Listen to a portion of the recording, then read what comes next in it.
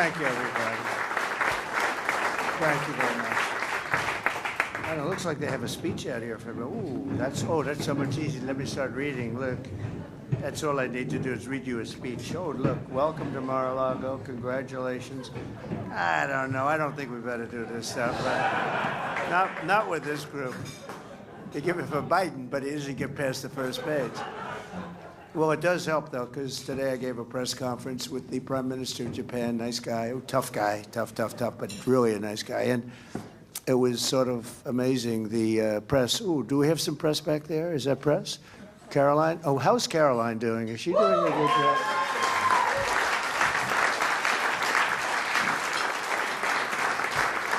She is doing a great job. Good. Well, for the press, for the media, I just want to tell you that these are senators, and some of funders are outside.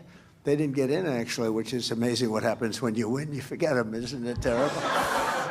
But now we have some great funders, and they were upstairs, and they're having a meeting of their own. Just they feel so good about this win that they actually got together and said, what are all you guys doing? They're just people that gave money to the campaign, and they're here just to have fun together. There's about 30 of them, and I said, come outside and see the people you got elected.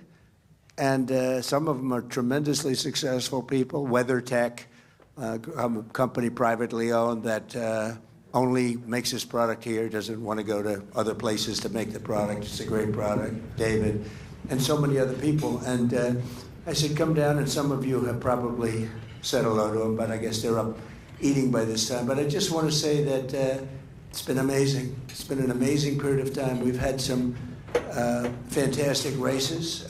We have some people in this room who won races that were very difficult to win. Tim, and we have, where's my friend from? Where's Bernie? That was a tough race, I'll tell you. Bernie, they weren't giving you a big shot.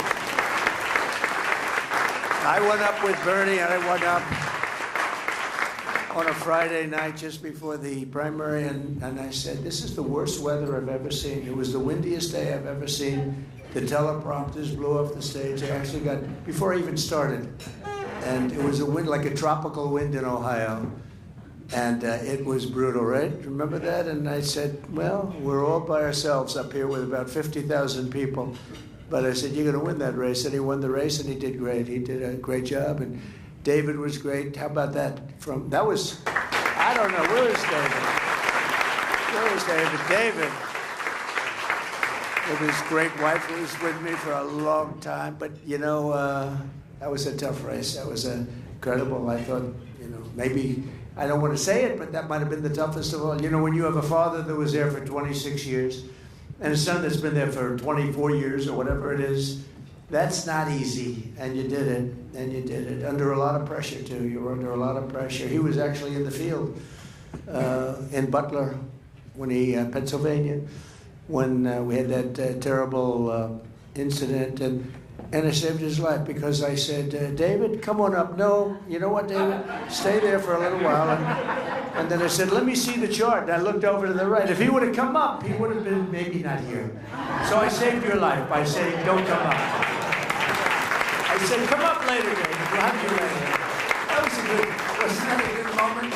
He looks back, he says, that was a good moment. But I just want to thank everybody. You've been incredible. You've done incredibly. They've lost their minds. The Democrats have lost their minds, and they've lost their confidence. They have very little confidence. They are different people, and they look foolish. Today they tried to break into the Department of Education just because we want to go and check the books. And Maxine Waters is a lunatic, and you know, they're all lunatics, frankly. It's so sad to see. They should be happy. They shouldn't be sad, you know. It's a funny thing. I went to a golf course that I own, and I was very angry at bankers. This was prior to being president, prior to even thinking about running for president. And I was going crazy because I couldn't get onto the course. One, Palos Verdes in California, and beautiful right on the Pacific, every hole in the Pacific. My ad is, I don't use it because you can't get on the course, but my ad is, if I ever have to use it, I have the ocean, Pebble Beach only has the bay. And I said, I'm dying to use that ad, but you don't need it. So I get there with this group of big bankers and very important people, and I'm so angry. I'm just like furious because I can't get on the course. And I'm screaming, I can never get on this course. It drives me crazy. And after about 20 minutes of that, my caddy comes over to me. It's a 70-year-old guy, really nice guy, very smart. Sir, may I speak to you? Yes, yes. What do you want? He said, sir, other courses are all empty. You're packed. You have the best course in California. You're packed. It's always packed, sir. You can't get on the course. And he used an expression, you should be happy. You shouldn't be sad. And I felt like such a jerk, because he was right. Because he was right. And anyway, but we are happy as a group because we had a tremendous run, and we could have won a couple of more that I thought we were going to win. We won big in Michigan, and Michigan almost won. I don't know why he didn't win. He might be the one. We're talking to Michael and some of the others. He may be the one to run again, but I don't know. He did very well. I thought he won. I thought we won Wisconsin, actually. I thought we could have, meeting the senator, because I won Wisconsin by a lot. We won every race by a lot. We won every race by a lot, and I thought we carried some people. Tim did so incredibly well. And sort of everyone did well. I mean, they worked hard. We took in some great congressional people. We had a couple of issues that were tough issues, but they were good issues. They were great issues, actually. And I think they ceased to be much of a problem, but we did the right thing. You know what I'm talking about in particular, a certain issue. We did the right thing. But we've been together. It's been amazing unity.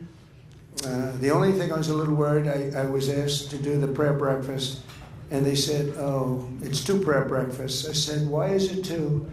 Because they're not getting along, and I'm talking about unity, so I had to do 2 prayer breakfasts. I said, wait a minute. Right? I did the political prayer breakfast with the senators and the congressmen, and then I said, so you mean I have to do it? They used to have it together, but I understand they'll be in good shape for next year. They're going to do 1, right?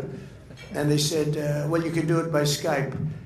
I said, I don't want to do it by Skype. So I did 1, and I ran to the other one, which was about 5 minutes away, and I did the other one. And I said, what's going on? Well, there's a lack of unity. I said, let's get unified. And everybody's agreed next year we'll do 1 prayer breakfast, not 2, and put it together. And I don't know which speech was better. They were very different, I can tell you. One was in front of political people. The other was in front of our people, right? The people. And we had 7,000, 8,000 people at that one. That was a big one. Now, I heard that you didn't do it because I wasn't in office and I wasn't in Washington. And when they had the prayer breakfast in the big one, the Hilton, which is a very big room, you weren't getting a lot of people. And you didn't want to be associated with an empty room because you're political people. I don't blame you. But we had a big packed day. They couldn't even get into the room. It was sort of a great morning. And next year I know they're going to do it together. But we just have great unity. And the media, which I let in for a little while, but they can hear anything I have to say. I'm an open book.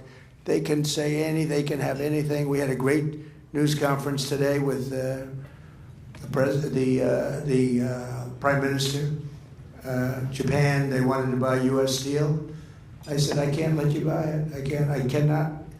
Other companies, you want to buy it, it's okay. But U.S. Steel was one of the greatest companies in the world. For 17 years, it was the #1 company in the world, like 80 years ago. It's a long time ago, during a certain heyday. I think we're in the heyday now. You want to know the truth? I think we're soon going to be in the heyday. We're going to be hotter than anything.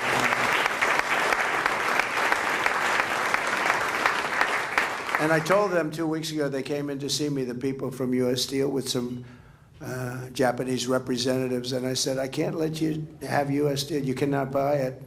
We love Japan. We're not allowed. I'm just not going to let you buy it.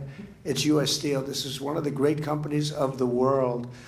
And, and that was real stuff. That was steel. That was guys with nice big arms there taking that steel and that building.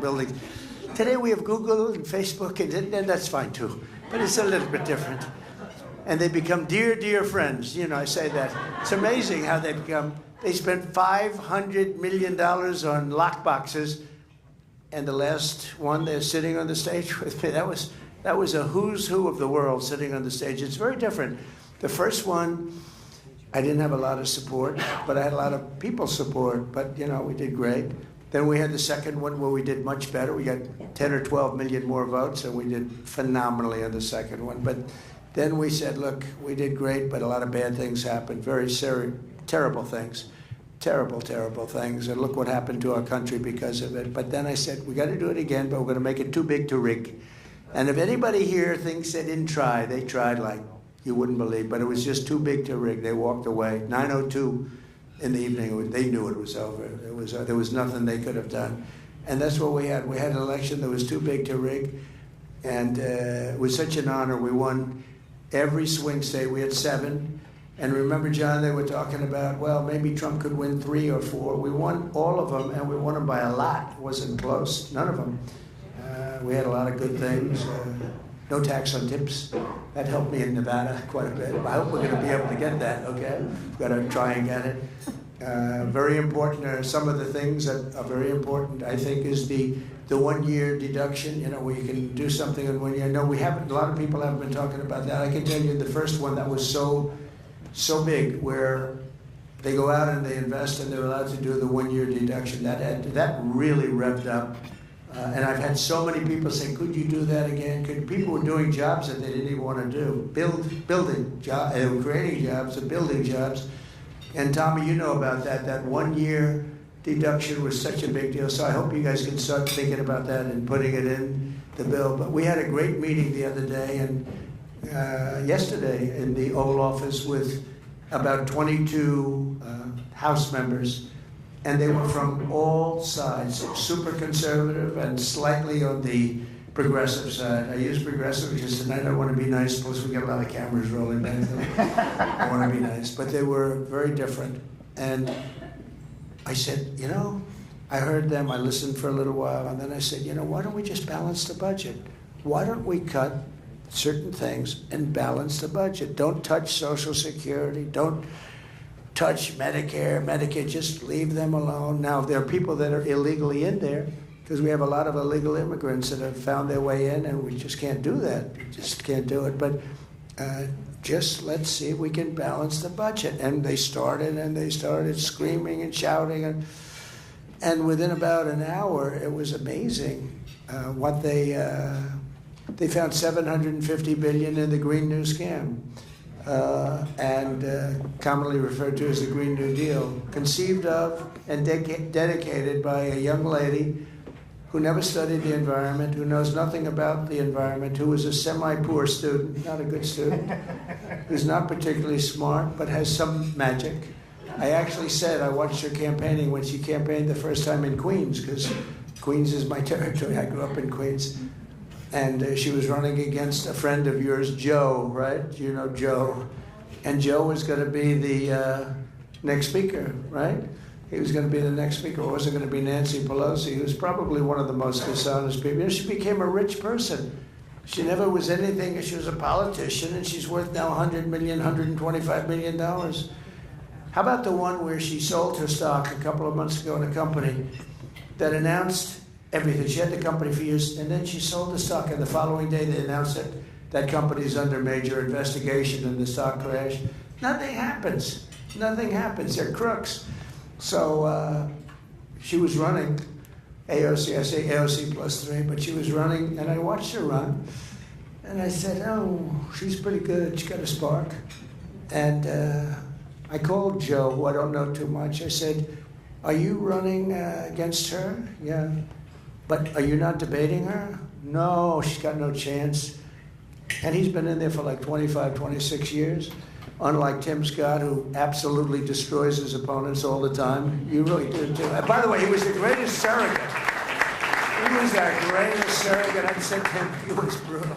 He was very nice. You know, when he ran, he was nice. For himself, he was nice. He was such a gentleman. But unfortunately, that doesn't get elected all the time. And I said, how do you think Tim would be as a surrogate?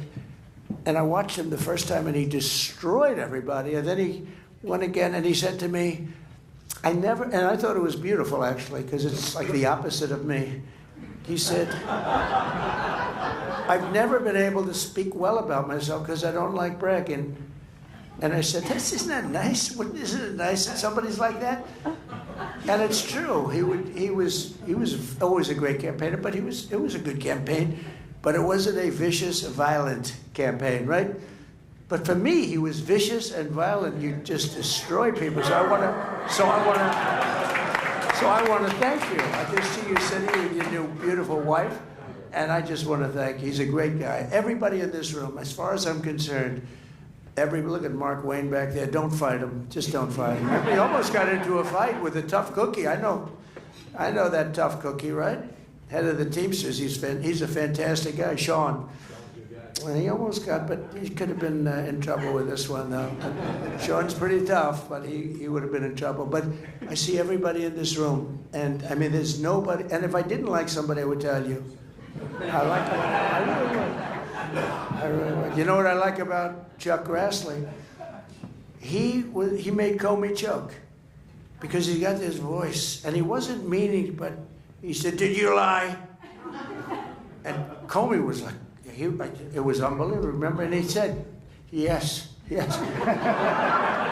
I said, he just admitted he lied, and he just said it like he's just got this way about him. You made him choke. That was good. He deserved to choke too. But everybody in this room it's been really amazing. It's been amazing. The relationships have been good. And we don't always agree on everything, but we get there. We get there. We had a couple of people that had to get a little bit, they had to study a little bit further to get some of our nominees. I think you're going to find our nominees are very good. I think it's very important. You know, when we talk Bobby Kennedy, I think he's up there having dinner tonight. It's very interesting, but he's a good person. And he's not a radical. He said, you know, I'm getting sort of this reputation of being anti-vaccine and everything else. He said, I'm not anti, and I understand through the campaign that his kids had vaccines and all. He said, you know, I grew up in a slightly political family. Would you say that was the Kennedy? He said, I grew up in a political family. I mean, I'm not a crazy person. I'm very moderate in a certain way. And I never forgot that, and I think it's true. But I think we need somebody like this, and Dr. Oz working with him, because if you look at autism and you go back 20 years, I think it was like 1 in 10,000 children. But actually, I think the number is even higher than that. 1 in 10,000, 1 in 20,000 children had autism. And now it's 1 in 34. What's that all about? What's that all about? 1 in 34. And I think we really got to get to the bottom of it. I really believe we're going to figure the reason. And I don't know, maybe it's pesticides or maybe it's something, but we're going to figure the reason. We spend more money on food, on cleaning it, on spraying it, on doing all this stuff, and we're going to find out what it is. But I think we probably needed somebody that, you know, that's a little bit outside of the box, and he's also very popular outside of the party. I mean, if you look overall, I mean, very, very popular. And people gave him great support. But I just appreciate the people that got there. And it showed great unity. And if you didn't get there, the press, these same people that have the cameras rolling, they'd be saying, Trump has lost total control of the party. Now I have somebody who's, I think, fantastic, Elon. And Elon was a recluse. You know, he was a very reclusive person, but I know him. He's a brilliant guy. But he was reclusive, and I think we got him to be very unreclusive, right? I said, man, has he changed with the hat on? Did you see the hat yesterday? But he's a great guy, and he loves the country, and he's wanted to do this for a long time. If he could have done it himself, he would have done it himself. And, you know, he went into this group of people, and you see what they've been spending money on. The horrible USAID, the horrible things that they're spending money on. It's got to be kickbacks. You know, they send the money to the guy, he takes the money and he sends them back. Most of the money he keeps some for himself. In my opinion, I think that's because you can't send the money to these groups of people. It's a terrible thing, and I think it's like that in others too. And I said, go to the next one. I'd like you to look at Department of Education. And I think you're going to find it's very similar, different but similar. And go into the military, go into everything. I mean, I want you to go into everything. But I said to the congressman yesterday that, why don't we balance the budget? why don't we balance the budget? Why should we wait 10 or 15 or 20 years to balance it? You know, they were talking about little cuts. We can have big cuts that don't affect anybody, waste, fraud, and abuse. And we're finding it now. That's one of the beauties of what Elon's doing. He started with a group of 25 super geniuses. They wear undershirts. They look like, I look at them, I said, but then I realized he's got 182 IQ. That's what we need. And they go in, and they'll ask people that aren't nearly as smart as them, why is it that you made this ridiculous paper? Why is it? And the guy gets all tongue-tied. He can't talk because he's against somebody that's much smarter. And it's amazing, actually, what they've exposed. And to a level where they cut 97% of the people out. The whole thing is a scam.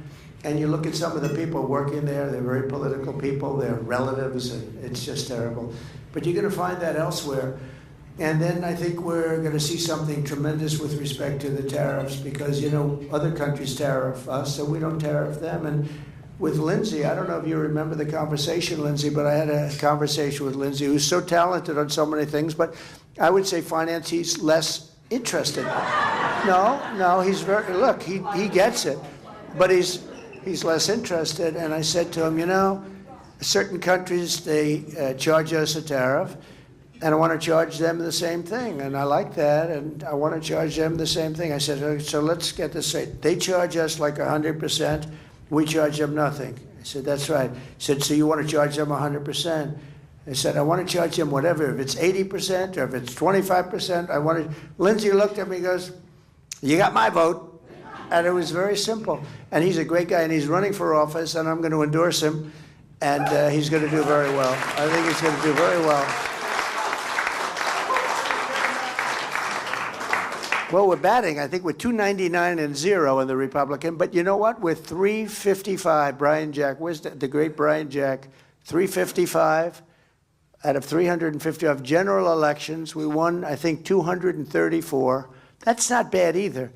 But with the Republicans, it's been almost flawless. So I think, let's not congratulate Lindsay yet.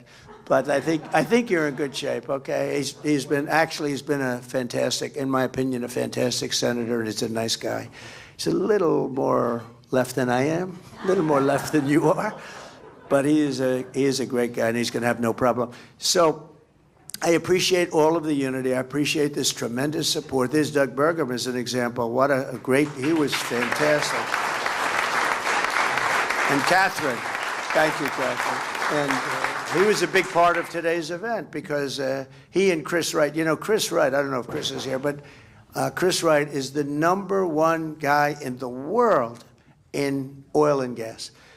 And I'll never forget, I had a meeting here with a lot of the oil companies and Doug and some senators, a lot of people. And I said, Doug, I really want you to be Department of Energy. And he looked, he said, look, there's a man in this room right now who's so much better than me. He's the most talented oil guy in the whole country. I said, who the hell is that? Because he's done, you know, he made a lot of money with the internet stuff and, you know, different things. Not oil. I thought he was an oil and gas guy. He wasn't. He sold his company to Microsoft for a tremendous amount of money. Very successful. Became the governor of North Dakota and ran a great state. And he became an expert on energy because they have energy, on fracking in particular. But I said, I want you to be the, if I win this was even before I won, but I thought we were going to win early on. I said, I want you to be the head of energy. He said, look, there's a man in this room right now who's better than anybody in the world, Chris Wright. And he was sitting there, and I said, this man over here, yeah, that man, he's better than me, he's better than anybody for what we want, getting the oil out of the ground properly. And I said, well, let's talk. And so I talked to Chris, and I was impressed by him, but more importantly, he was impressed by him. And it was interesting. So he became the Secretary of the Interior. And it's interesting for a different reason, because Chris is energy, but there is no energy. He's the department, there's some nuclear, but there's no energy. He's Interior, he's got all the energy. So I said, why don't you merge together and work together? And they've essentially done that. Doug and Chris, they're working together because he's got more energy than any country anywhere in the world under his auspices, but he's not Department of Energy, so he can't drill. But now he's got a man that he knows very well, that's, I assume, a friend of his or whatever, but he got the job because of you. And And he didn't need a job. He was doing very well. This guy didn't need a job. He's the top guy in the whole world. But I see that so often. So many people, they want to be a part of this. They want to do what you're doing, John. They want to do what all of you senators are doing. I mean, you don't make money like they make. You could if you did it. Many of you are so talented, you could do whatever you want to do. But they want to do what you're doing. It's very interesting. And you don't want to do what they're doing. You'd rather be a senator. It's crazy. In other words, you like power. And that's okay, too. But, and that's what you have. You have a tremendous amount of power. But so Chris and Doug have gotten together, and essentially they're like, unbelievable, and what you're going to be doing is unbelievable. And we have a lot of confidence in you. And if we bring the energy prices down, everything's going to follow. That's what got it up. We had a great energy policy. We did great. We had oil, we had gasoline at $1.84. We actually had it much lower than that for a little period of time, but we had it at $1.84. And then they took my policy and they really messed it up. And then they went back to my policy. You know, they always said, well, we were drilling just as much. What they don't say is, if I were there, we would have been double or triple that number. But they basically took my policy because it was going through the roof. They said, we're really in trouble. So they went back to my policy as much as they could, but not all the way back. And the energy is what caused us the problem. They went up at the beginning, if you remember. Then they went back to try and bring it down. They had to harness that horse. But they went back, and it went up, and it went up really dramatically. And that caused everything else to go up. And energy goes up, and energy, when it comes down, we're going to bring a lot of things. So we're counting on you guys to supply and demand to bring that cost of energy down. You bring that down, and everything else is going to follow. All of the cost of food. I hear so much about the word groceries. I used to use groceries a lot on the trail. A word, it's like sort of an old-fashioned word, groceries. But groceries is the word that's the most accurate word. And the price of groceries went through the roof. Bacon was levels like nobody's ever seen. You take a look at eggs today. I mean, the eggs are double, triple, quadruple. They're going through the roof. Now, there's some problems that may, you know, a little outside problem with eggs maybe. But, you know, we inherited a mess. We inherited a country that's a mess. There was no reason to allow millions of criminals into our country, millions. People that were, I'd say 3 million, 4 million, 21 million people all told, but 3 million, 4 million criminals, many, many thousands and thousands of murderers, people that murdered people, killers, people that murdered 2 people, 3 people, and even 4 people from in jail, in solitary confinement. They let them out of jails from all over the country, but really from all over the world. Venezuela let out so many people. You know, their crime rate is down 78%. I can't believe they haven't allowed every single, some of these countries allowed every single prisoner, and they put them on buses and they bus them in, or they put them on planes, because these are countries also from Africa, from Asia, not just South America, a lot from South America, but not even the most. I mean, we have them coming from all over the world, and we're letting them in. They let them in from the Congo. For whatever reason, the Congo is prime territory to come into our southern border. They get them up to the border and they let them in with the stupid open borders policy. So this would have never happened if the election were proper. In other words, if the election weren't rigged, which it was, and it would have never happened. But I will say this, it's much bigger. Historically, this is much bigger. It showed what this ideology that some people are facing throughout the world, that showed how bad this ideology is, how incompetent the people are, but how bad the ideology is, the ultra-left, stupid policy. And I don't think they can get elected for a long time. They're still, you know, they just suffered a big election defeat. They're very depressed. And they're using the same things.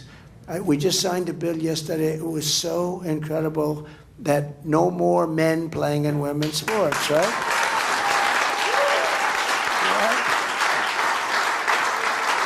And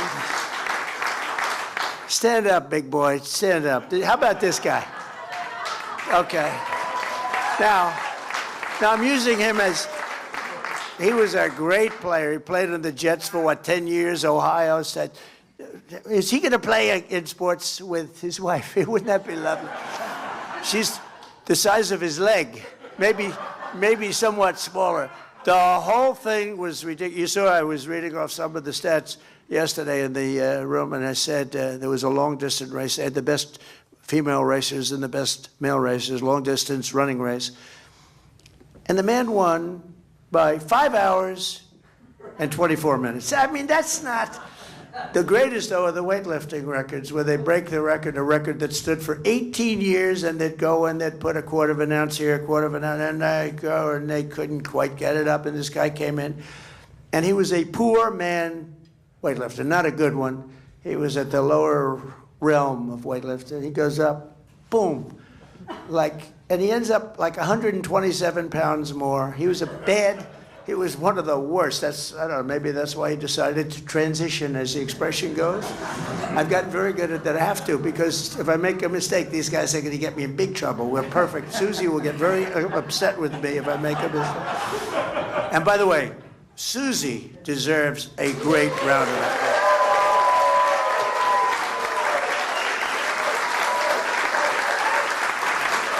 The Ice Maiden. We call her the Ice Maiden. You know, she's the daughter of Pat Summerall, who was a smart guy, and he was a very good football player, but a great announcer for 27 years for the NFL, and worked with John Madden. And John was a difficult guy, but he had, he just, come on, John, you got to like these executives. He'd talk a little rough to the executives at CBS. They weren't in love with him, actually, but come on, John, you got to be nice to him. John paying you a lot of money. And he did this for 27 years. He was the only one that could deal with John Madden. He dealt with him very easily, right? Isn't that true? So he was great. But Susie is like that. I mean, she's amazing. She's respected by everybody. Democrats, too, by the way. A lot of Democrats. In fact, that bothers me a little bit, John. But the Democrats respect her and they like her, but we all like her. But we call her the Ice Maiden because she's very nice until she decides not to be. Then she's brutal. She can be brutal. But, we ran a perfect campaign. We did that final 3 months, 90 days. I didn't sleep. We did speeches every day. We did rallies. We did 3 or 4 rallies a day, and sometimes the last few days we did more rallies than anybody could believe. And they were packed we went up to Milwaukee. We had 28,000 people in that beautiful new basketball arena. We'd use the basketball arenas, but they were way too small. We went to Madison Square Garden. We could have sold it out 10 times. The people went all the way back to Fifth Avenue and all the way down to the river, which is 5 blocks down. And I don't mean a line. I mean just massive crowds. The owner of the Garden, Jim, he told me he's never had it. He's never seen anything like that. With all the big sporting events and championships and everything else, they never had anything like it. So I just want to thank everybody. It's been an amazing run. We did a good job for you, and you did a good job for me. And we have some incredible, talented new people in the party. And we're going to work with you. We've raised a lot of money that we're going to be using on midterms. And we've raised a lot of money. I did something that I don't think anyone's ever done before. I said, listen, we just won. And see, the good thing about not having done this so long, John, is that I come up with ideas that nobody else has thought of. Usually when you win, you let your people rest, your donors rest. And you let them rest for 2 or 3 years, and then you're going to run again. If it's a congressional race, you let them rest for at least a year, year and a half. So we won, and everybody was euphoric. Everybody, they were so happy. And I called up Meredith. Where's Meredith? I said, Meredith, where are you, Meredith? She's incredible, thank you. And I called up Meredith. I said, Meredith, this is the morning after the win. So everyone is I said, call the donors and ask if they'd like to make a major contribution. Sir, the election, it's just like 8 hours old. I said, that's all right. And we raised over $500 million very quickly, right? $500 million. And the people were so happy. They were happy to do it. We could have waited 2 years, but, the press will beat us up for 2 years, and you don't know. Maybe they wouldn't have been as happy, but I think they're going to be happy because we become the party of common sense. And when you have common sense and when you are the party of common sense, we're going to do well for a long time. We're not going to do badly in midterm. A lot of people say, oh, that you always will do badly in a midterm. I don't think there's any reason for that. These people were fighting. When I did the thing with the men playing in women's sports, I watched today Democrats fighting me on this. They don't learn, and I hope they don't learn, because, you know, they're still with the open borders. We want open borders. Open borders are never going to sell. Men playing in women's sports, transgender for everybody, it's never going to sell. And they haven't changed, they haven't learned. And frankly, I hope they don't play this, because I hope they don't learn, because we have to beat them, and we're going to beat them. And I just want to thank everybody in the room. Everybody in this room has been special. Thank you very much. Thank you. Thank you.